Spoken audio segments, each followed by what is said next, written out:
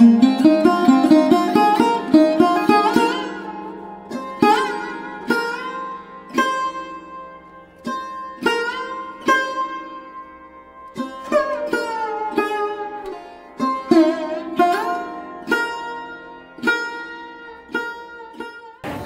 তীর্থ বারবার, কিন্তু গঙ্গাসাগর একবার। প্রত্যেক বছর শয়ে শয়ে পুণ্যার্থী ভারতবর্ষের বিভিন্ন রাজ্য থেকে এই গঙ্গাসাগরে ছুটে আসেন।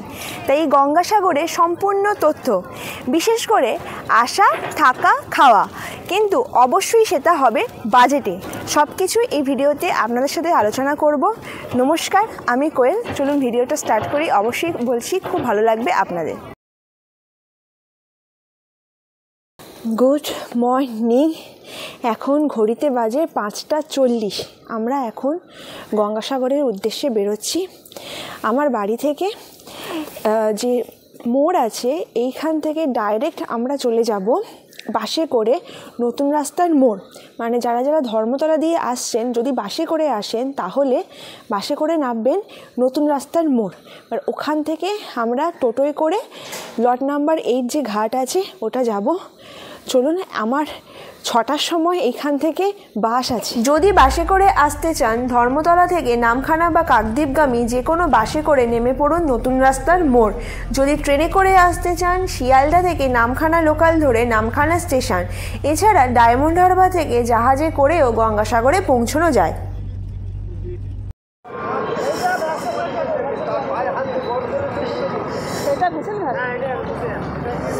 এটাই যাবে, নেবে।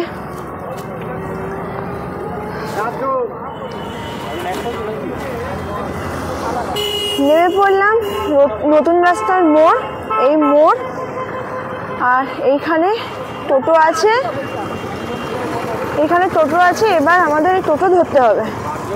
নতুন রাস্তার মোড় থেকে সাগর আইল্যান্ড যাওয়ার জন্য প্রথমে যেতে হবে লট নম্বর 8 জেটি ঘাট। সময় লাগবে টোটোতে মাত্র 10 মিনিট, ভাড়া 15 টাকা করে।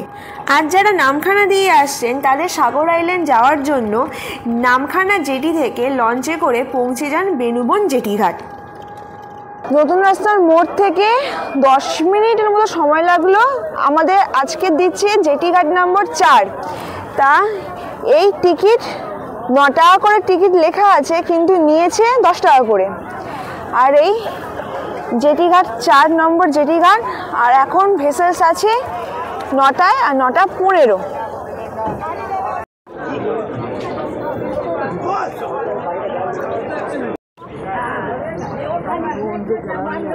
गारंटी ताजा का गारंटी बोलो। ताजा होगा, मीठा होगा, ताजा होगा, मीठा होगा।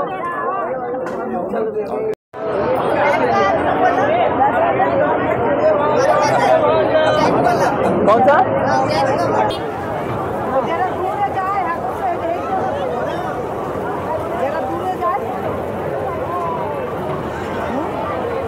নেমে পড়লাম আমরা কচুবেড়িয়ার এই যে জেটি। সময় লট নাম্বার 8 থেকে কচুবেড়িয়া আসতে মোট ভেসেলে সময় লাগলো আধ ঘন্টা। আর এবারে এইখান থেকে আমরা বেরোবো, বেরিয়ে সামনে অটো বা বাস যা পাবো সেইটা ধরবো।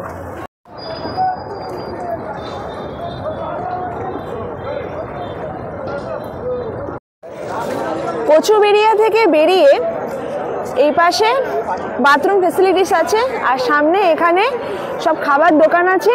এখন আমরা এই খাবার দোকান থেকে খাবো। আর এই পরপর চলে যাচ্ছে ম্যাজিক স্ট্যান্ড, শেয়ারেও আছে, রিজার্ভেও আছে, ওপারে সামনে বাস স্ট্যান্ডও আছে। আগে আমরা টিফিনটা খেয়ে নিই। তার টিফিনের জন্য নিয়ে নিলাম এটা পুরি ঘুগনি, এটার প্রাইস পড়েছে 30 টাকা। আর এটা হচ্ছে পেটাই পরোটা 15 টাকা। ওই দূরে দেখা যাচ্ছে কচুবেড়িয়া জেটি ঘাট। ওখান থেকে একটু সামনে সরে আসলে দেখতে পাবেন ম্যাজিক স্ট্যান্ড। পায়ে হেঁটে মাত্র সময় লাগবে 5 মিনিটের মতো। আর এই ম্যাজিক স্ট্যান্ড আর তার সামনেই দেখা যাচ্ছে বাস স্ট্যান্ড।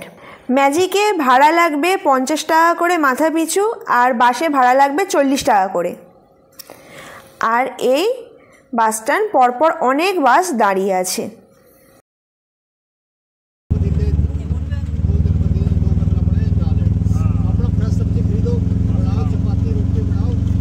নেমে পড়লাম গঙ্গাসাগর বাস স্ট্যান্ড বা ম্যাজিক স্ট্যান্ড। এইটা হচ্ছে ম্যাজিক স্ট্যান্ড আর ওই হচ্ছে বাস স্ট্যান্ড। আমাদের সময় লাগলো ওইখান থেকে পুরো 1 ঘন্টা, আর ভাড়া লাগলো 50 টাকা করে পার হেড। আরেকটা জিনিস বলে দিই, যদি ম্যাজিকে আসেন তাহলে বাসের থেকে তাড়াতাড়ি পৌঁছে যাবেন। আর এই স্ট্যান্ডের ঠিক উল্টো দিকে এখানে খুব সুন্দর স্ট্যাচু করা আছে।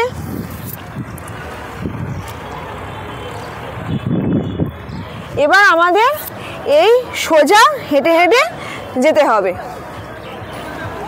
তো ম্যাজিক স্ট্যান্ড থেকে সামনে সরে আসলে এখানে স্বর্গ আশ্রম আছে, এখানেও আপনারা থাকতে পারেন। আর এই যে রাস্তাটা মাত্র হেঁটে 5 মিনিট লাগে। আমরা তো যাব ভারত সেবাশ্রম সঙ্গে, স্ট্যান্ড থেকে হেঁটে 5 থেকে 7 মিনিট মতো হাঁটা লাগে। যদি বয়স্ক মানুষ থাকে তাহলে আপনারা টোটোয় করেও যেতে পারেন বা টোটোয় করেও মন্দির পর্যন্তও যেতে পারেন। ওই তো 5 মিনিট হেঁটে আসলাম।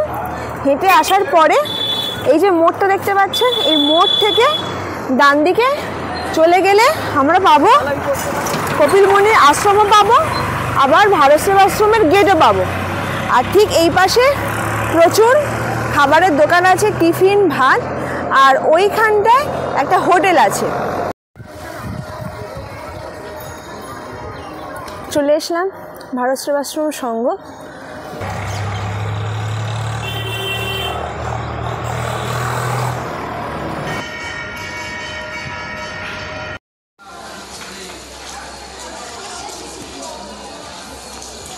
তো আমরা ভারত সেবাশ্রমের মধ্যে একটা রুমে এন্ট্রি করেছি, মানে রুম বুক করেছি। রুমের ভাড়া পড়েছে 200 টাকা। আমি প্রথমেই বলে দিই, ভারত সেবাশ্রমের রুম আহামরি খুব ভালো একটা রুম হবে না, যেরকম টাকা হবে সেই রকমই রুম হবে। তা আমি এবার রুমটা দেখাই। রুম 9x9 রুম এরকম হবে। রুম 3টে বালিশ দিয়েছে, এই একটা চাদর দিয়েছে। রুমের অবস্থাটা দেখুন, এই হচ্ছে রুমের অবস্থা। আর ওপরে ফ্যান আছে, এই পারে তাক আছে। আর এখানে কমন বাথরুমের ব্যবস্থা আছে। এই 3টে কমন বাথরুম, আর ওই পারে আছে রিসেপশন। বাথরুমটা দেখিয়ে দিই।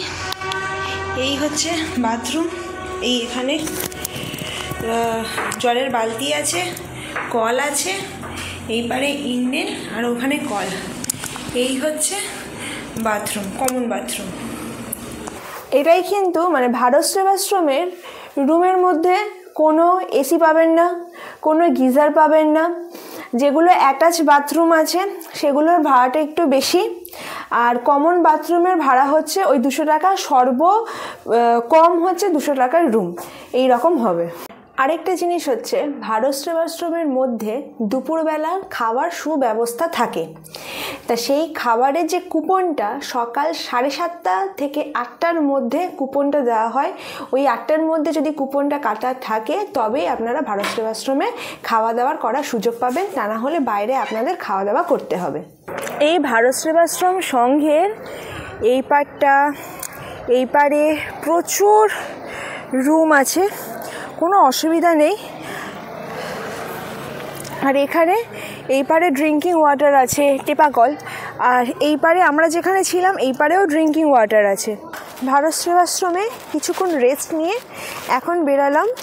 মন্দির দর্শন করাবো আপনাদের, তারপর একটু গঙ্গাসাগর বা মা গঙ্গাকে আপনাদের দর্শন করাবো। তা ওই পিছনে ভারত সেবাশ্রম সংঘ। এবার এখান থেকে হেঁটে হেঁটে যেতে হবে, পারলে টোটোও নিতে পারেন। এখান থেকে হেঁটে হেঁটে প্রায় 10 মিনিটের মতো হেঁটে গেলে আপনারা মন্দির পেয়ে যাবেন। হাঁটতে হাঁটতে চলে আসলাম এই মন্দিরের সামনে। আর মন্দিরের এই পাটটায় আর এই পাটটায় প্রচুর নাগা সন্ন্যাসী বা বাবাজিরা এইখানে থাকে।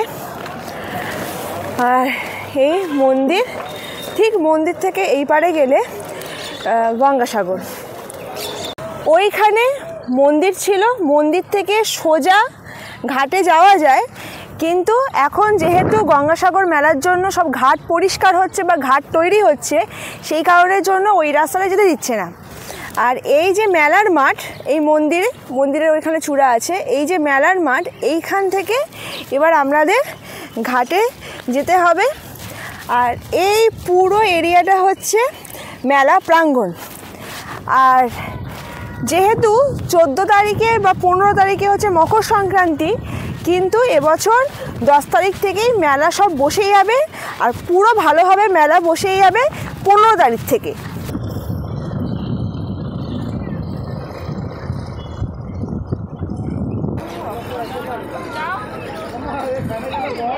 চলে আসলাম গঙ্গাসাগরের বক্ষে, ওইখান থেকে ঘাট, এখান থেকে নামলাম। আর এই পুরো হচ্ছে স্নানের জায়গা, কিন্তু এখন স্নান হচ্ছে ওইখানটায়।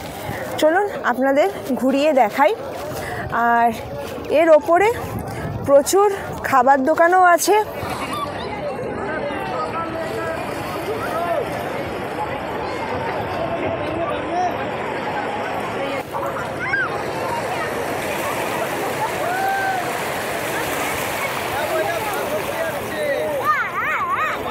তো যারা যারা একদিনের জন্য আসছেন, মানে আসবেন, এসে কোনো হোটেল রুম ভাড়া করবেন না চলে যাবেন, তাদের জন্য আরেকটা ব্যবস্থাও আছে, বিশেষ করে মেয়েদের জন্য। এই পিছনে সাগর, এইখানে স্নান করে, এইখানে অনেকগুলো বুথ আছে, যেরকম এখানে বুথ আছে, এইখানে বুথ আছে, ওই সামনেও বুথ করা আছে, ওইখানে মেয়েরা চেঞ্জ করতে পারেন। পার হেড লাগবে 20 টাকা করে। তো এই গঙ্গা বক্ষে এখানে মা গঙ্গার একটি মূর্তি আছে, নিচে মকর, তার উপরে মা গঙ্গা আছে। আপনারা এখানে পুজোও দিতে পারেন।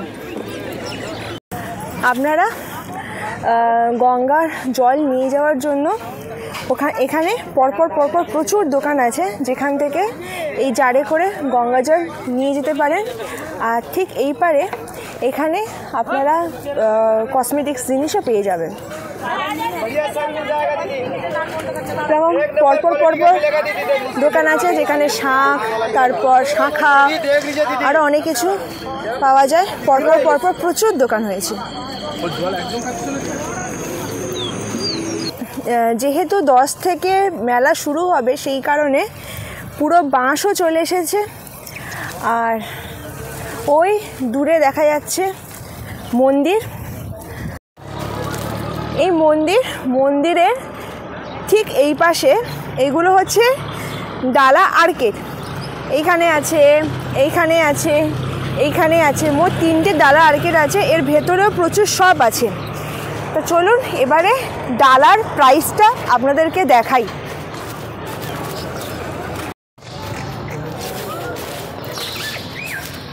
এই হচ্ছে ডালা আর্কেডের মধ্যে। আর মেলার সময় তো সব দোকানগুলোই খুলে যাবে। এখন এই কটা দোকান খোলা আছে।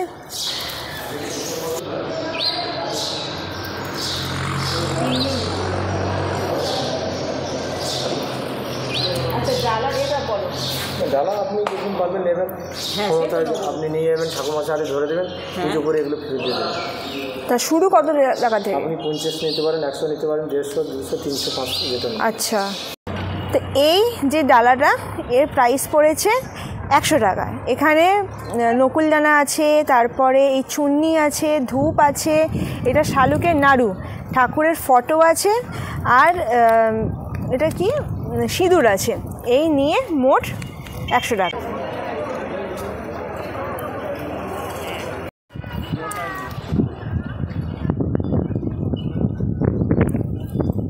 আপনারা যদি লক্ষ্য করে দেখবেন এই যে ডালা আর্কেডের দেয়ালে প্রচুর পেন্টিং আছে। ওই কপিলমুনি দেবের পুরো জীবনী এই পারেও আছে, এই পারেও আছে।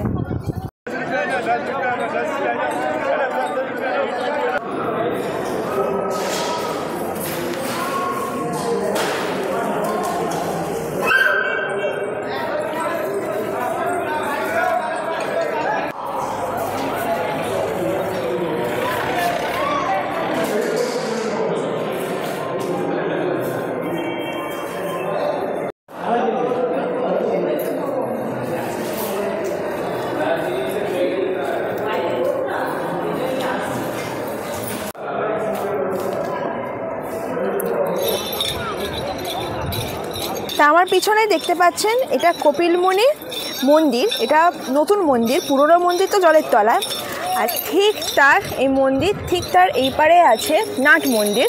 আসল কথা এটা নাট মন্দির কাম পাবলিক রেন্ট শেল্টার। আর তার সামনে প্রচুর খাবারের দোকান আছে, যেরকম নারকেল, ফুচকা, নারকেল মানে ডাব, ফুচকা, আখের রস, ভুট্টা, এইগুলো, আইসক্রিম, প্রচুর খাবারের দোকান আছে। এবার আপনাদের এই পাটটা ঘুরিয়ে দেখাই। এই কপিলমুনি মন্দির ঠিক তার মন্দিরের পাশে এইখানে আছে নিঃশুল্ক ধর্মশালা, মানে এখানে বিনা পয়সায় আপনারা থাকতে পারবেন। চলুন এবার ভেতরটা একটু ঘুরিয়ে দেখাই কীরকম ভেতরটা।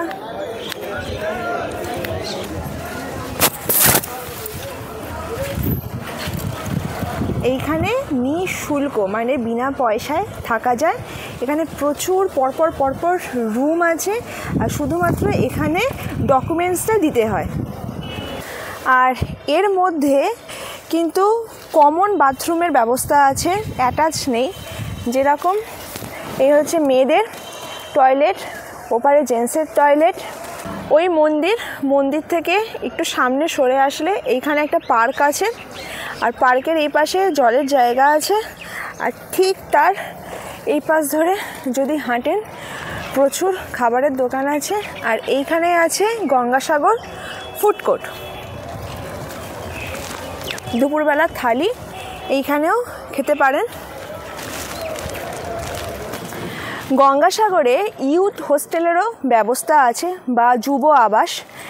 এই হচ্ছে যুব আবাস। আর এর সামনে খুব সুন্দর একটা পার্ক আছে। তারপরে এইগুলো সব হাঁটার জায়গা। এখানকার পরপর সব রুম অ্যাভেলেবেল আছে। আর এই পারে আছে দক্ষিণ চব্বিশ পরগনার জেলা পরিষদ। আর এই পার্ক থেকেও পার্ক আছে। চলুন এবার এই পার্কটা আপনাদেরকে দেখাই।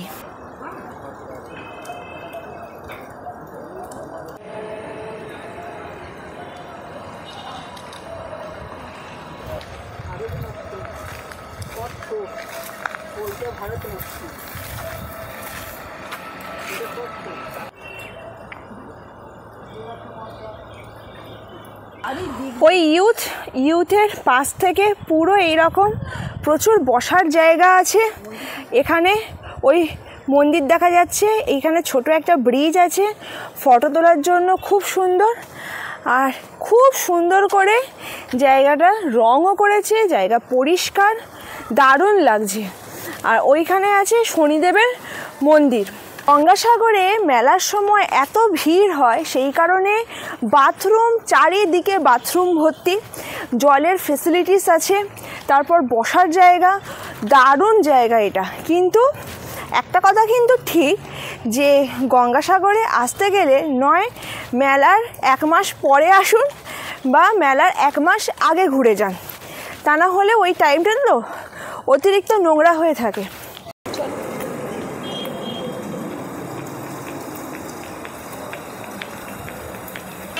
ভারত সেবাশ্রমে যদি রুমও না পান, ভারত সেবাশ্রম থেকে সামনে সরে আসলে এখানে এই গঙ্গাসাগর কল্পকুটি আছে, ওখানে খনিকা গেস্ট হাউস আছে, দেব গেস্ট হাউস আছে। এছাড়া এই যে মোড়টা যেখান থেকে আমরা ঢুকলাম এই পারে, আর সোজা চলে গেলে মানে গঙ্গাসাগরে যে শ্মশান আছে ওই পারে প্রচুর আশ্রম আছে। তো ভারত সেবাশ্রমের সামনে সাগরিকা হিন্দু হোটেল বলে খাবারের দোকান আছে। আপনারা প্রচুর খাবারের দোকান এখানে পেয়ে যাবেন। আমরা নিয়েছি একটা ভেজ থালি, এখানে ভাত আছে, ডাল, আলু ভাজা, মাছ মিশালি তরকারি আর বাঁধাকপি। এই পুরো থালিটার প্রাইস হচ্ছে মাত্র 50 টাকা।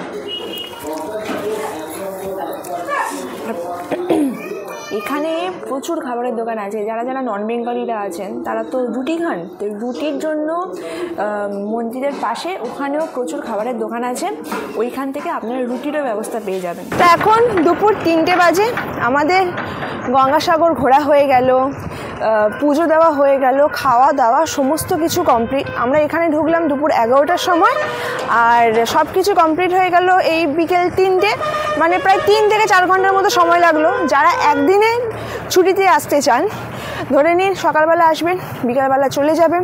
যারা কলকাতা থেকে আসছেন তারা ওই সকালবেলাটায় এসে সব কিছু করে সন্ধেবেলা ট্রেন ধরেও চলে যেতে পারেন। কিন্তু হ্যাঁ, ভেসেলের টাইম টেবিল সেই রকমই হতে হবে, সকালবেলা আর বিকালবেলা থাকবে। কারণ এখানকার ভেসেল শুধুমাত্র জোয়ারে চলে, ভাটায় চলে না। ওটা একবার টাইম টেবিল যেখানে দেখে গঙ্গাসাগর ভেসেল টাইম টেবিল, ওখানে দেখে নেবেন ওই অ্যাপে,